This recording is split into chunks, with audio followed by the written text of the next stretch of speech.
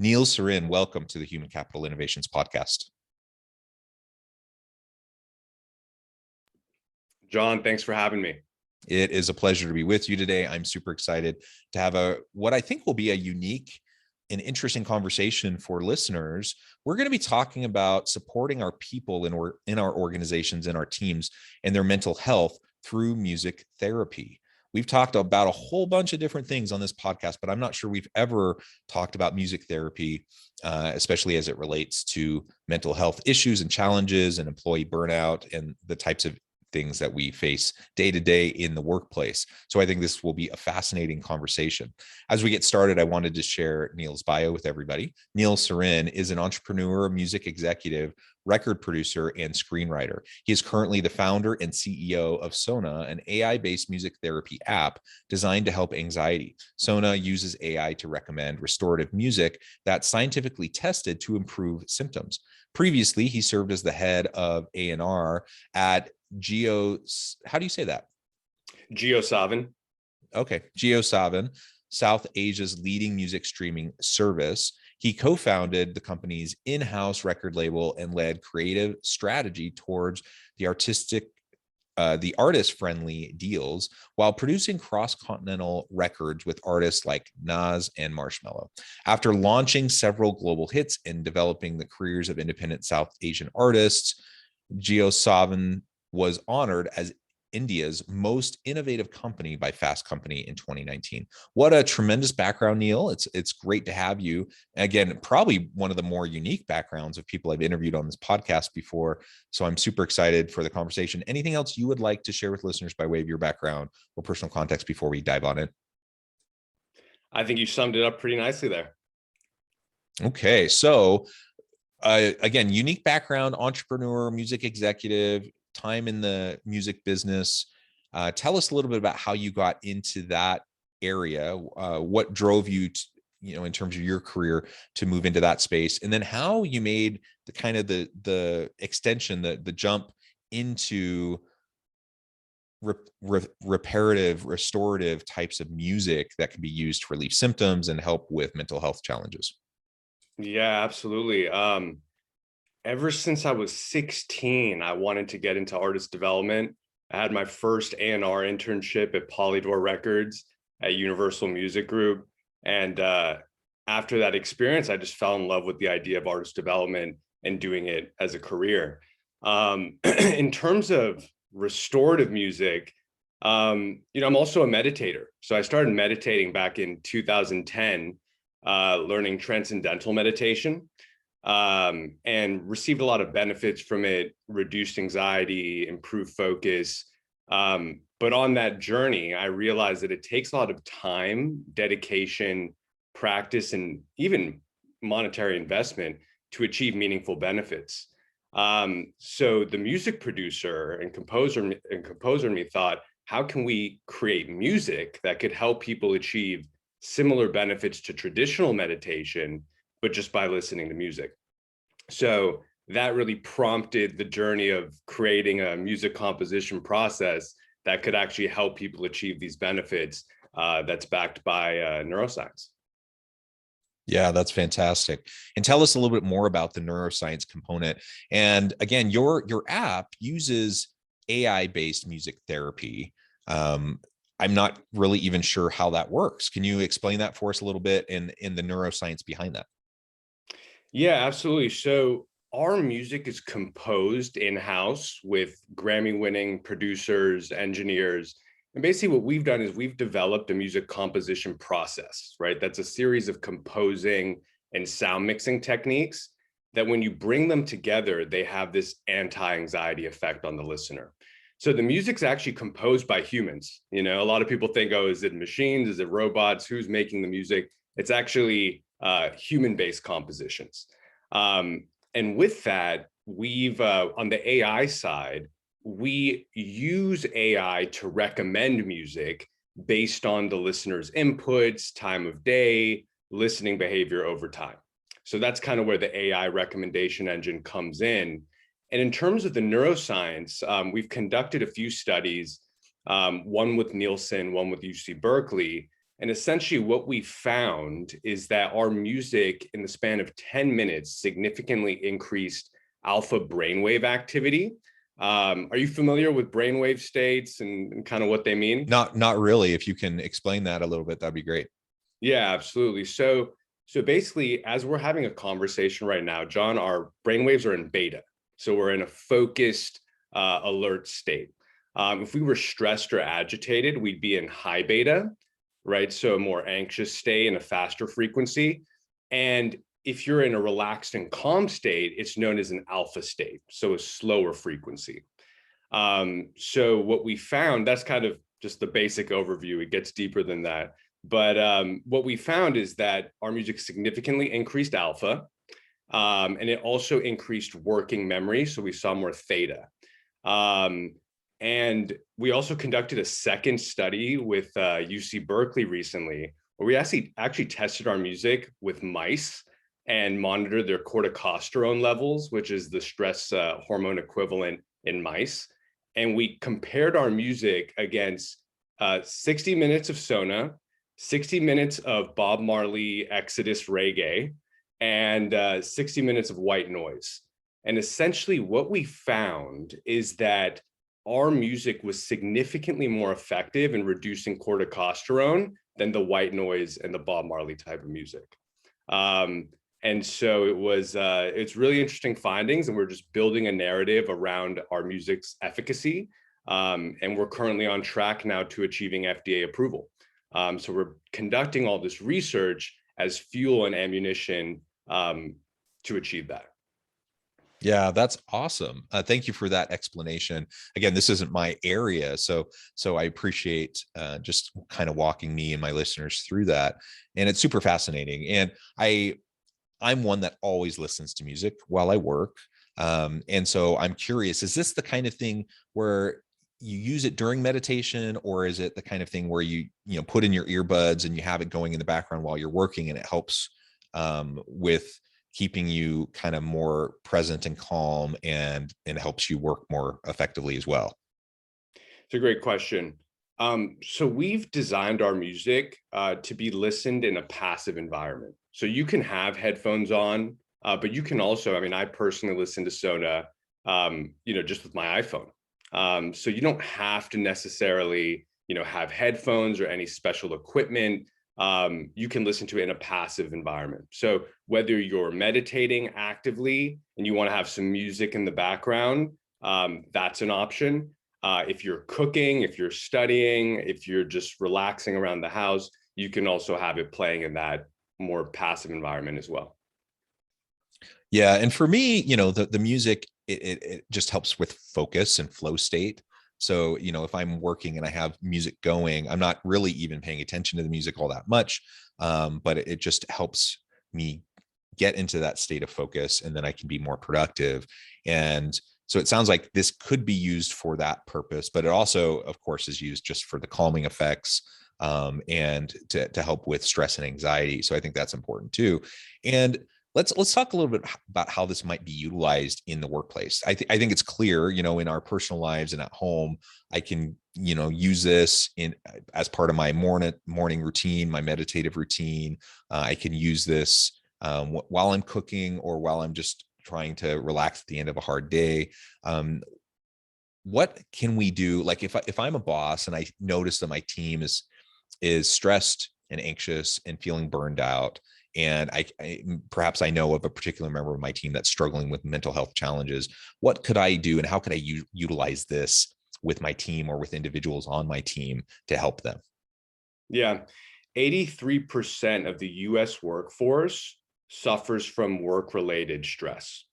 So I agree with you that it's a big problem. And I think there's a variety of use cases. There's employee health and benefits programs.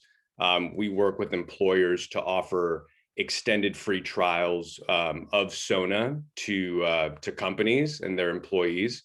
And I also think that in terms of just awareness around music therapy and the restorative music that we created Sona as an option to reduce stress, and instead of taking therapy or traditional mindfulness techniques, kind of education around music therapy as an alternative, I think is really important. As a company, we focus a lot on educating people about, that this is actually a valid method of stress reduction. And maybe there's also opportunities for employers to create spaces, right, where this music can be playing. We don't, not necessarily a Sona sound bathroom, but just a dedicated space where people can tune out and kind of restore. But those are just some ideas off the top of my head. Yeah, I think that's great. And we hear about things like nap pods and you like you said, sound bath rooms or various places like that. Organizations are doing all sorts of unique and creative things to try to give their people an opportunity to get restored, re-energized, and to be able to move on with their day and be productive. And I think this is just one more component that we can add to the menu of options for our people. And I love the idea, that I can have this in a physical place. We can have a room set aside in the workplace where we can do these sorts of things and have this music and help people feel more calm. But it's also something, that I really just can have on my phone that I can keep with me and pop in, when I have a spare 10, 15 minutes, and go through that practice of mindfulness and being present in the moment and just practice my breathing and being calm with the music helping to facilitate all of that. I think that's tremendous. Right. And like you said, you have top producers, top people who are writing and composing this music.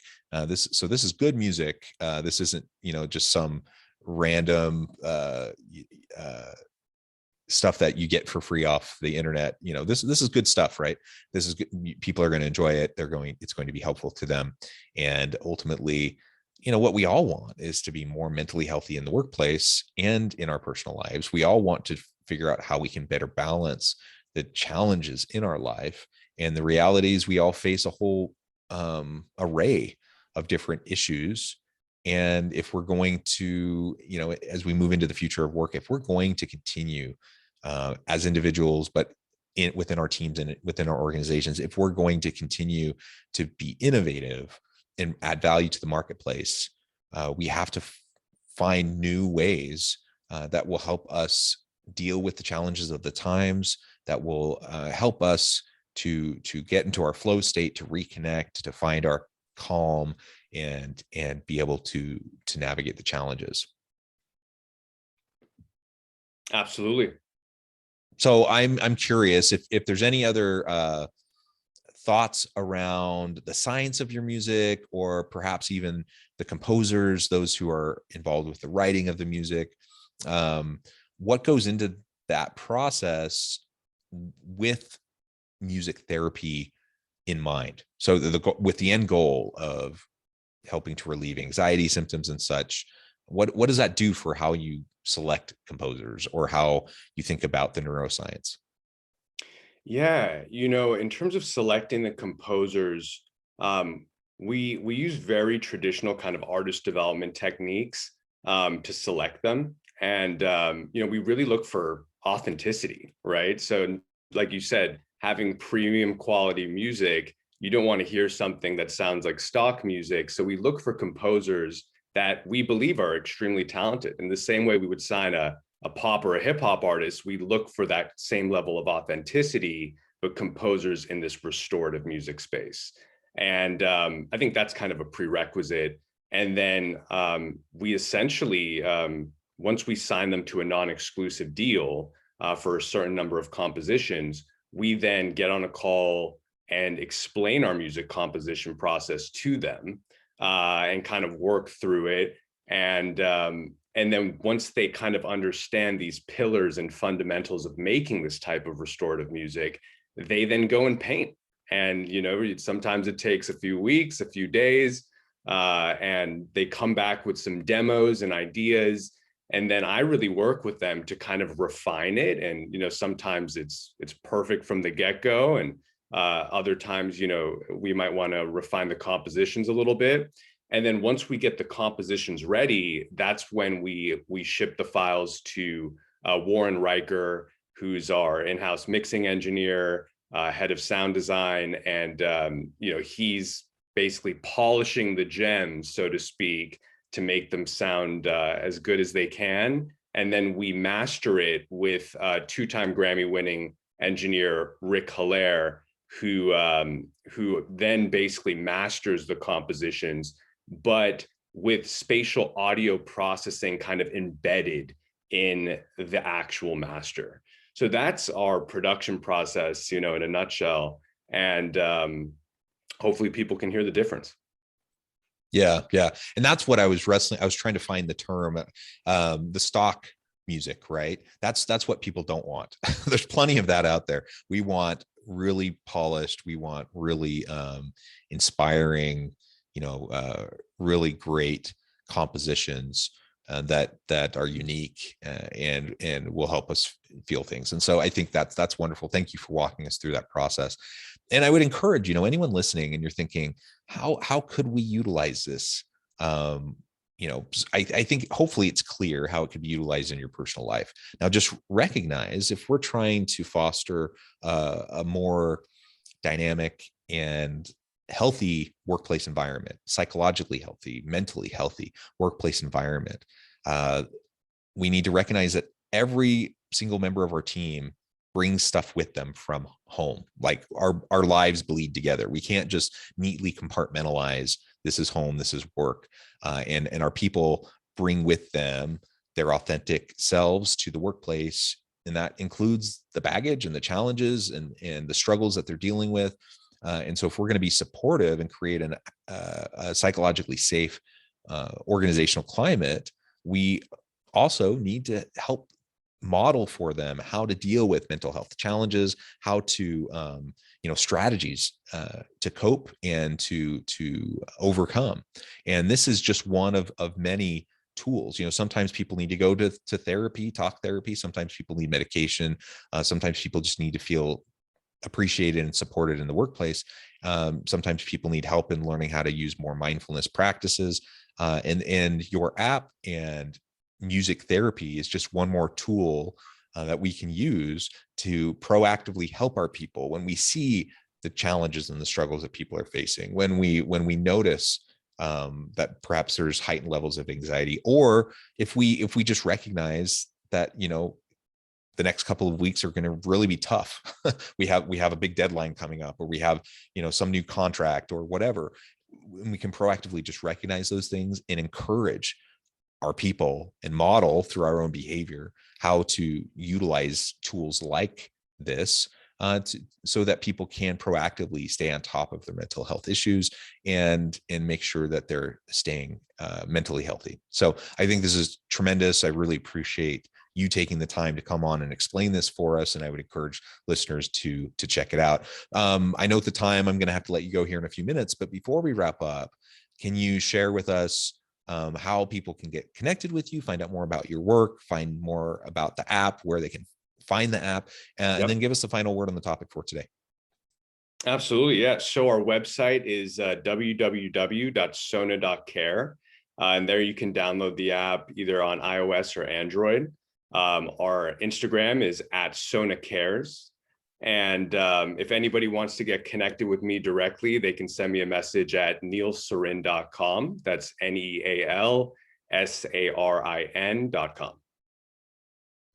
Wonderful. Thank you, Neal. It has truly been a pleasure. I encourage listeners to reach out, get connected, find out more about what Neal can do for you. Check out the app and be creative. Think about creative ways that this could be utilized within your workplace and with your team.